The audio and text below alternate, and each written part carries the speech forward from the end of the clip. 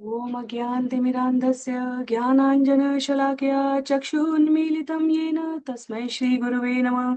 जय श्रीकृष्ण चैतन्य प्रभो नित्यानन्द श्री अद्वैत गदाधर श्रीवासादि गौर भक्तवृंद। हरे कृष्णा कृष्ण कृष्ण हरे हरे, हरे राम राम राम हरे हरे। हरे कृष्णा कृष्ण कृष्ण हरे हरे, हरे राम राम राम हरे हरे। हरे कृष्णा। जय श्री राम। सभी भक्तों को सादर प्रणाम। श्री वाल्मीकि रामायण सत्र संख्या 62 में हम सभी आज के सत्र में बाल कांड, जिसमें 77 सर्ग अध्याय हैं, उसके अध्याय संख्या 51 को श्रवण करने जा रहे हैं। अध्याय 51, जिसका नाम है वशिष्ठ के आश्रम में राजा विश्वामित्र का आगमन। तो करीब 25 से अधिक छंद हैं इस अध्याय में। जैसे कि सत्र की प्रक्रिया है, पिछले सत्र की संक्षिप्त पुनरावृत्ति करते हैं। यहाँ पर मुनि विश्वामित्र के संग भगवान राम और लक्ष्मण मिथिला में प्रवेश कर चुके हैं। महाराज जनक को जैसे ही यह ज्ञात होता है, वह स्वयं चारण वृंद पुरोहित ऋत्विज सबके साथ आकर मुनि विश्वामित्र का आगमन स्वागत सत्कार करते हैं।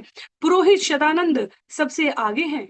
उनको आगे रखकर राजा जनक ने उनके निर्देशन में मुनि विश्वामित्र और भगवान राम लक्ष्मण का स्वागत किया है। तदुपरांत मुनि विश्वामित्र द्वारा सबकी कुशल क्षेम पूछी गई है और राजा जनक मुनि विश्वामित्र को सभी जानकारियां उपलब्ध कराते हुए कहते हैं कि वैसे तो ऋषियों का कहना है कि अभी यज्ञ समाप्ति में 12 दिन शेष है और तब देव अपने अपने भाग को लेने के लिए इस यज्ञ में उपस्थित होंगे, पर इन दोनों राजकुमारों को देखकर तो ऐसा लगता है जैसे देव पहले ही आ गए हों। तो यह सुंदर परिचय प्राप्त हो रहा है यहाँ पर। इनके बारे में बताएं कि ये कौन है। तब मुनि विश्वामित्र इन्हें महाराज दशरथ के दोनों पुत्र के रूप में बतलाते हैं और इस प्रकार सभी सुंदर शब्दों के साथ भगवान राम और लक्ष्मण के गुणगान को श्रवण करने के उपरांत महाराज जनक के द्वारा पूछे जाने पर मुनि विश्वामित्र ने अहिल्या दर्शन के, विशाला दर्शन के, राक्षस वध की, सिद्धाश्रम निवास की एवं इस धनुष यज्ञ में भाग लेने की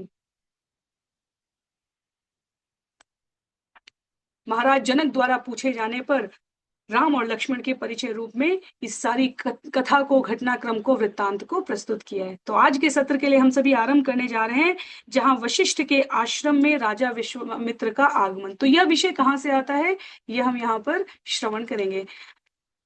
एक एक श्लोक का वाचन और अनुवाद, श्रवण और पठन करते हुए हम सभी इस क्रम में आगे बढ़ने का प्रयत्न करेंगे। मैं स्क्रीन शेयर करने का प्रयास करती हूँ। लिखते हैं मुनि विश्वामित्र के बारे में यहाँ इस वाल्मीकि रामायण अध्याय संख्या 51 में श्लोक संख्या 1 है। तस्य तद्वचनं श्रुत्वा विश्वामित्रस्य धीमत यष्टिरोमा महातेजा शतानंदो महातपा। तो इस प्रकार से जब मुनि विश्वामित्र ने सब परिचय दिया और अपनी वाणी को उसके बाद उपरांत दिया, वाणी को विराम दिया है, तो उसके उपरांत यहाँ उल्लेख आता है अध्याय संख्या 51 में कि धीमान विश्वामित्र के वचन सुनकर श्री राम के संदर्शन मात्र से महातेजस्वी महातपस्वी गौतम के ज्येष्ठ पुत्र शतानंद अत्यंत विस्मित हो गए। तो उनको अत्यंत प्रसन्नता हुई कि यह कोई साधारण मनुष्य नहीं है, राजा के राजकुमार नहीं, अपितु यह तो स्वयं भगवान उपस्थित है। गौतमस्य सुतो ज्येष्ठ तपसा द्योति तप्रभा राम संदर्शनादेव परम विस्मयम आगत। लिखते हैं यहाँ पर कि तप के कारण द्योतित प्रभा संपन्न, अत्यधिक दैदीप्यमान तप के प्रकाश से महातपस्वी के रोम हर्षित हो गए। दर्शन करके वह अत्यंत आनंद को प्राप्त कर गए। उन्होंने कहा, अहो श्री राम की महिमा कितनी महान है, जिनके कारण मेरी माता कृतार्थ हो गई। तो गौतम के पुत्र है शतानंद, जो यहाँ पुरोहित है महाराज जनक के, और अहिल्या के उद्धार के उपरांत मुनि विश्वामित्र भगवान राम और लक्ष्मण को यहाँ लाए हैं। हम समझ सकते हैं कि पुत्र के रूप में शतानंद के हर्ष का कोई पारावार न रह गया। आगे कहते हैं, स तो निश्चन्नो संप्रेक्ष्य सुखासीन नृपात्मजो शतानंदो मुनि श्रेष्ठम विश्वामित्रम अथाब्रवीत। तब उन दोनों नृपात्मजों राजकुमारों को सुखासीन आराम से बैठे हुए देखकर मुनि शतानंद ने मुनि श्रेष्ठ विश्वामित्र से यह वचन कहे। क्या कहे? अपि ते मुनि शार्दूल मम माता यशस्विनी दर्शिता राजपुत्राय तपो दीर्घम उपागता। कहते हैं यहाँ पर, हे मुनि शार्दुल, क्या आपने राजपुत्र को दीर्घ काल तक तप में लीन मेरी यशस्वी माता का दर्शन कराया? तो शतानंद यहाँ पर प्रश्न कर रहे हैं, किनसे? मुनि विश्वामित्र से, क्योंकि वह अत्यधिक हर्षित हैं, विस्मित हैं, रोम हर्षण हो गए हैं कि मेरी माता का उद्धार हो गया। राम और लक्ष्मण वहां उपस्थित थे, जहां उनके पिता गौतम ऋषि ने कहा था कि राम के इस आश्रम में प्रवेश करने पर तुम्हारा उद्धार हो जाएगा। तो एक बार पुनः वह उन वृत्तांत को सुनना चाहते हैं, श्रवण करना चाहते हैं। कहते हैं आगे, अपि रामे महातेजा मम माता यशस्विनी वन्य रूपा हरत पूजाम पूजार्हे सर्वदेहिनाम। क्या मेरी माता ने, यशस्वी माता ने समस्त देहधारी आत्माओं के पूजनीय श्री राम की वन्य सामग्रियों से पूजा की थी? तो हे महातेजस्वी, कृपया बतलाएं कि क्या मेरी माता श्री राम की भगवत्ता को समझ पाई थी? क्या वह उनका श्रेष्ठतम आतिथ्य सत्कार कर पाई थी? अपि रामाय कथितम यथावृत्तम पुरातनम मम मातुर्महातेजो देवेन दुरनुष्ठितम। कहते हैं, हे महातेजस्वी विश्वामित्र, क्या आपने मेरी माता का पुरातन यथावृत अर्थात जैसे जो घटित हुआ था वह वृत्तांत श्री राम को बताया कि जब इंद्र द्वारा उनके साथ दुराचार किया गया था? क्या आपने वह सब कुछ यथारूप में बताया? बिल्कुल आश्चर्यचकित, विस्मित और अपने शब्दों की पुनरावृत्ति करते हुए यहाँ पर शतानंद मुनि विश्वामित्र से संवाद कर रहे हैं। अपि कौशिक भद्रम ते गुरुणा मम संगता मम माता मुनि श्रेष्ठ राम संदर्शनादित। हे मुनि श्रेष्ठ कौशिक, आपका कल्याण हो। इन श्री राम के संदर्शन से मेरी माता मेरे पूज्य पिता के साथ संयुक्त हो गई क्या? तो शतानंद पूछ रहे हैं कि क्या गौतम ऋषि ने पुनः अहिल्या को स्वीकार कर लिया? मेरी माता और मेरे पिता संयुक्त हो गए क्या? अपि मे गुरुणा राम पूजित कुशिकात्मज इहा गतो महातेजा पुंजाम प्राप्तो महात्मन। हे कुशिकात्मज, क्या मेरे पूज्य पिता ने श्री राम की पूजा की? क्या मेरे महातेजस्वी पूज्य पिता महात्मा श्री राम द्वारा सम्मान प्राप्त करने के पश्चात हमारे आश्रम आए थे क्या? अपि शांतेन मनसा गुरुर्मे कुशिकात्मज इहा गतेन रामेण प्रयतेनाभिवादित। हे कुशिकात्मज, क्या हमारे आश्रम में पधारे समाहित श्री राम ने शांत चित्त एवं कोप रहित मन से संपन्न मेरे पूज्य पिता का अभिवादन किया था क्या? यह साधु का स्वभाव है। शतानंद को अपनी माता में महा यशस्विनी अहिल्या के दर्शन हो रहे हैं, पिता में उन्हें कोप रहित शांत चित्त ऋषि के दर्शन हो रहे हैं। क्योंकि ये घटनाएं जो हम श्रवण करते हैं, जो हम भौतिक दृष्टि से समझने की हमें कुचेष्टा नहीं करनी चाहिए, इनके पीछे छिपे हुए सार गर्भित सिद्धांत बहुत महत्व के हैं। नियम, संयम, आचरण, मर्यादा, वैष्णव सदाचार किस प्रकार पालन किया जाए, यह गौतम और अहिल्या का चरित्र बतलाता है। यहाँ पर शतानंद पिता को शांत चित्त एवं कोपरहित कह रहे हैं, माता को यशस्विनी कह रहे हैं। इंद्र के द्वारा किए गए उनके साथ दुर्व्यवहार की पुष्टि महामुनि विश्वामित्र ने राम से की कि नहीं, इसके बारे में प्रश्न कर रहे हैं। कहते हैं, क्या मेरे पूज्य पिता का अभिवादन स्वीकार किया था? लिखते हैं आगे, तश्रुत्वा वचनं तस्य विश्वामित्रो महामुनि प्रत्युवाच शतानंदम वाक्य कोविदम। शतानंद के उन प्रश्नों को सुनकर वाक्यज्ञ, वाक्य चतुराई, वाक्य को जानने वाले, वाक्य के मर्म को समझने वाले, उस भाव को करने वाले, वाक्य कोविद शब्दों के प्रयोग में अत्यंत दक्ष जिसे कहा जा सके, ऐसे महामुनि विश्वामित्र ने शतानंद को उत्तर दिया। बातचीत करने में अत्यंत निपुण मुनि विश्वामित्र शतानंद जी से कहते हैं, क्या कहते हैं? नातिक्रांतम मुनि श्रेष्ठम यत् कर्तव्यम कृतम मया संगता मुनिना पत्नी भार्गवेणेव रेणुका। हे मुनि श्रेष्ठ, मैंने कोई समय व्यर्थ नहीं किया, मैंने वह समस्त कार्य किया जो समय पर हो जाना चाहिए था।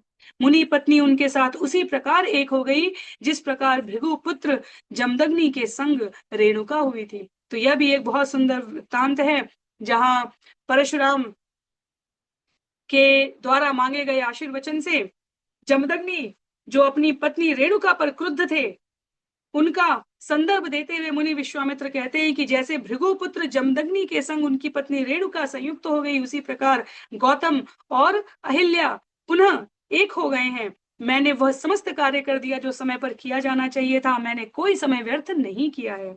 आगे श्लोक संख्या 12 में कहते हैं, ततः श्रुत्वा वचनं तस्य विश्वामित्रस्य धीमत शतानंदो महातेजा रामं वचनम अब्रवीत। इस प्रकार वाक्य कोविद, शब्दों के चयन में अत्यंत उसका प्रयोग दक्षता के साथ करने वाले निपुण महामुनि विश्वामित्र के इन वचनों को सुनकर महातेजस्वी शतानंद ने भगवान श्री रामचंद्र जी से कुछ वचन कहे हैं। क्या कहा? स्वागतम ते नर श्रेष्ठ दिष्ट्या प्राप्तोसि राघव विश्वामित्रम पुरस्कृत्य महर्षिम अपराजितम। हे नरश्रेष्ठ राघव, हे पुरुषोत्तम, आपका स्वागत है। दूसरों के द्वारा अपराजित महर्षि विश्वामित्र को सामने रखकर आप हम तक दैव योग से पधारे हैं। तो यहाँ पर महर्षि विश्वामित्र जो अपराजित हैं दूसरों के द्वारा, शतानंद कहते हैं, आपने उनको समक्ष किया और उनके माध्यम से आपने इस व्यवस्था के निमित्त हमारे समक्ष, हमारे जीवन के दुर्योग काल में, जहां मेरे पिता के आश्रम में पधार कर मेरी माता का उद्धार किया, आप हमारे लिए दैव योग से उपस्थित हुए हैं। कहां तक प्रशंसा की जाए। अचिंत्य कर्मा तपसा ब्रह्मर्षि अतुल प्रभा विश्वामित्र महातेजा वेत्सेनम परमाम गतिम। कहते हैं शतानंद, अपनी तपस्या के बल पर इन विश्वामित्र ने ब्रह्मर्षि पद को प्राप्त किया है। इन्होंने ऐसे अचिंत्य कर्म किए हैं, ये इतने अतुलनीय प्रभावान हैं कि जान ले कि महातेजस्वी विश्वामित्र आपको परम गति प्रदान कर सकते हैं। तो यहाँ जो संवाद है, अभी वास्तव में शतानंद अगले कुछ अध्यायों में इस वाल्मीकि रामायण बालकांड के प्रसंग में विश्वामित्र मुनि के जीवन की यात्रा को बतलाएंगे। अभी तक हम जो श्रवण करते आ रहे हैं, इस यात्रा में, मिथिला गमन तक की यात्रा में, विश्वामित्र द्वारा भगवान श्री राम के विभिन्न पूर्वजों और अपना संयुक्त परिचय दिया, बहुत ही संक्षिप्त परिचय दिया गया था, जहां अपनी बहन के बारे में उन्होंने बतलाया था। यहाँ शतानंद मुनि के माध्यम से विश्वामित्र के अतुलनीय पराक्रम के अचिंत्य कर्म का वृत्तांत हमें श्रवण करने का अवसर प्राप्त होगा। कहते हैं यहाँ पर, नास्ति धन्यतरो राम त्वत्तो अन्यो भुवि कश्चन गोप्ता कुशिक पुत्रस्ते येन तप्तम महत्तप। हे राम, आपसे बढ़कर धन्यतरो कहा गया है यहाँ पर। आपसे बढ़कर इस पृथ्वी पर अन्य कोई धन्य नहीं है इस पर समस्त भूतल पे, क्योंकि महत तप करने वाले महातपस्वी कुशिक पुत्र विश्वामित्र आपके रक्षक है।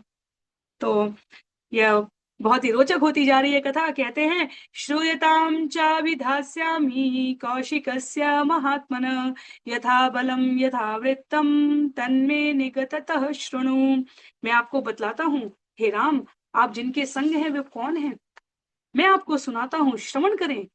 मैं महात्मा कौशिक का वर्णन करूंगा और उनके द्वारा एकत्र किए गए तपोबल तथा यथावृत्त उनके द्वारा की गई गतियों के बारे में वृत्तांत के पूर्वक आपको यहाँ पर श्रवण कराऊंगा। राजा भूदेश धर्मात्मा दीर्घ कालम अरिंदम धर्मज्ञ कृत विद्यश्च प्रजानाम च हिते रता। एक धर्मात्मा महात्मा कौशिक दीर्घ काल तक राजा रहे।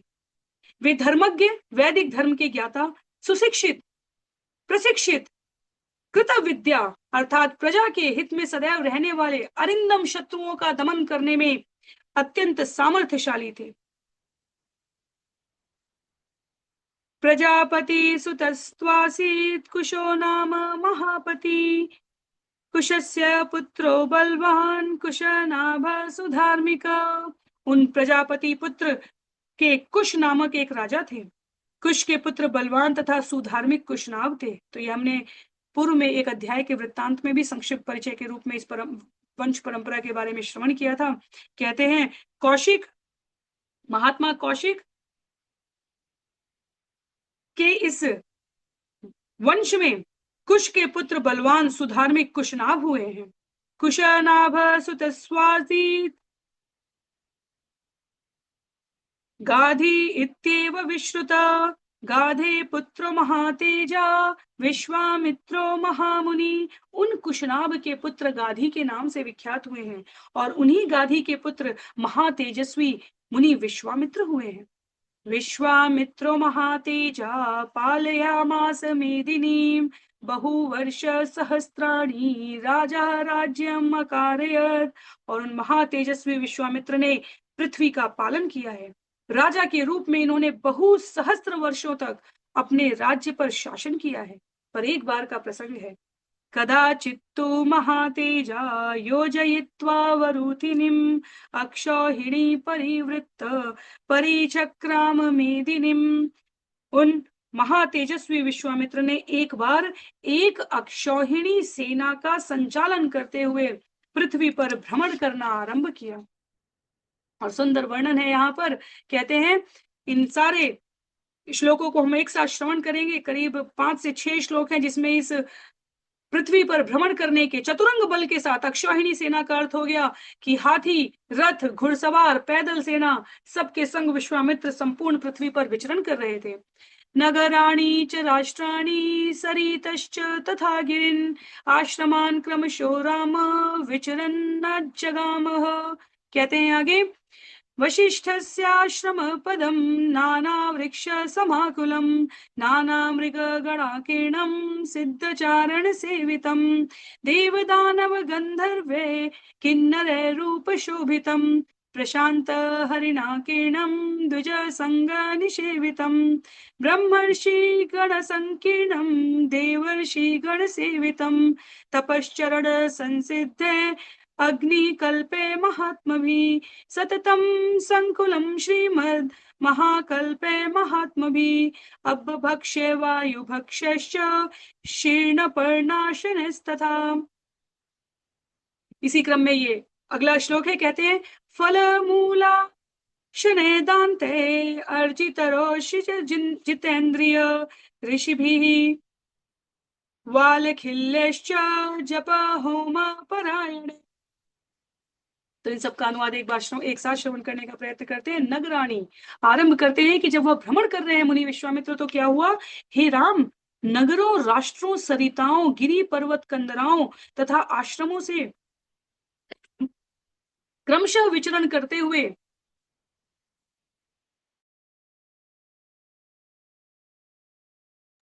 वे वशिष्ठ मुनि के आश्रम में पहुंचते हैं। किनके यहाँ? वशिष्ठ मुनि के आश्रम में। और वह आश्रम कैसा था? नाना वृक्ष समूह से परिपूर्ण था, नाना मृग गण से भरा हुआ था, सिद्ध एवं चारणों द्वारा आश्रय लिया गया सेवित था, देव दानव गंधर्व तथा किन्नरों द्वारा उपशोभित था, प्रशांत हरिणों से आकीर्ण द्विज संघ द्वारा भ्रमण किया जाने वाला निषेवित, ब्रह्मर्षियों से परिपूर्ण, देव दानव गंधर्वे किन्नरे रूप शोभितम। इतना ही नहीं, प्रशांत हरिणाकीर्णम द्विज संघ निषेवितम, उसके उपरांत ब्रह्मर्षियों से पूर्ण था, देवर्षियों द्वारा निवास स्थान के रूप में देवर्षि ब्रह्मर्षि वहां निवास कर रहे होते थे। तपस्या से संसिद्ध, पूर्ण सिद्ध हुए अग्नि के समान तेजस्वी महात्माओं से महर्षि वशिष्ठ का आश्रम सदैव भरा रहता था। वह आश्रम केवल जलाहार अर्थात जल पीकर रहने वाले, केवल व्यावहार वायु पीकर रहने वाले, केवल सूखे पत्ते खाकर रहने वाले, शीर्ण पर्ण आहार या केवल फल मूल का सेवन करने वाले, मन को सदैव नियंत्रित रखने वाले नियत मन्यस्क, जित क्रोध जिन्होंने अपने क्रोध को जीत लिया था, जितेंद्रिय जिन्होंने अपने इंद्रियों पर विजय प्राप्त कर ली थी, ऐसे महात्माओं से संपूर्ण रूप से उपशोभित था। तो यह सुंदर वर्णन है। जप होम परायण है, सभी प्रकार की शुभता थी, मंगल था वहां। अन्ये वेखानस्यैश्चैव समतादुपशोभितम्। कहते हैं यहाँ पर वशिष्ठस्याश्रम पदम ब्रह्मलोकम विवापरम ददर्श जयताम श्रेष्ठो विश्वामित्र महाबल। तो महर्षि वशिष्ठ के आश्रम को देखकर राजा विश्वामित्र अत्यधिक आश्चर्यचकित हो गए, क्योंकि वे महात्मा वृंद जो वहां उपस्थित थे वह ब्रह्मा के समान दिखते थे। वहां जप होम परायण वाल्खिल्य ऋषिगण, वैखानस नामक अन्य ऋषिगण भी थे। इनके बारे में हमने महाभारत की जो प्रश्नोत्तरी श्रृंखला हुई थी उनके बारे में, वाल्खिल्य ऋषियों के बारे में श्रवण किया था। मुनि विश्वामित्र के बारे में बतलाते हुए यहाँ पर शतानंद कहते हैं कि जब मुनि विश्वामित्र राजा विश्वामित्र के रूप में बहु सहस्त्र हजारों हजार वर्ष शासन करते हुए अपनी अक्षौहिणी सेना के साथ इस प्रकार विचरण करते हुए महर्षि वशिष्ठ के आश्रम में पहुंचे, तो उन्हें ऐसा लगा कि विजेताओं में श्रेष्ठ महाबली विश्वामित्र को ऐसा प्रतीत हुआ कि वशिष्ठ के आश्रम का दर्शन तो साक्षात द्वितीय ब्रह्मलोक के समान था। तो यह शतानंद के द्वारा अब महाबली राजा विश्वामित्र किस प्रकार ब्रह्मर्षि बने हैं उसके बारे में उल्लेख है कि मुनि के रूप में आज दिखने वाले विश्वामित्र जब एक बार अत्यंत सामर्थ्यशाली राजा के रूप में वशिष्ठ मुनि के आश्रम में पहुंचे, तो वहां की शोभा को देखकर, वहां के सामर्थ्य को देखकर उन्हें ऐसा लगा जैसे स्वयं द्वितीय ब्रह्मलोक में उन्होंने प्रवेश कर लिया है। तो अध्याय यहाँ पर समाप्त हो रहा है, पर अगला अध्याय अत्यधिक रोचक है, जहां अध्याय संख्या 52 में हमें वशिष्ठ की कामधेनु शबला के बारे में, कहां से राजा विश्वामित्र को महर्षि और फिर ब्रह्मर्षि बनने की प्रेरणा प्राप्त होती है, उसका उल्लेख है यहाँ पर। वशिष्ठ की कामधेनु शबला का उल्लेख आएगा आगे के अध्याय में। शबला द्वारा राजा विश्वामित्र एवं सेना को भोजन कराया जाएगा। राजा विश्वामित्र दिव्यास्त्र की प्राप्ति करेंगे और उसके उपरांत राजा विश्वामित्र ब्राह्मणत्व प्राप्ति का निर्णय करते हैं। तो इन सभी घटनाक्रम को हम लोग क्रमशः एक के बाद एक अध्याय में श्रवण करेंगे। आज के लिए सत्र को यहीं पर समाप्त करते हैं। सभी को बहुत बहुत आभार। श्री वाल्मीकि रामायण की जय, श्रील प्रभुपाद की जय, श्रील गुरुदेव की जय, अनंत कोटि वैष्णव वृंद की जय, नामाचार्य श्रील हरिदास ठाकुर की जय। हरे कृष्णा, जय श्री राम।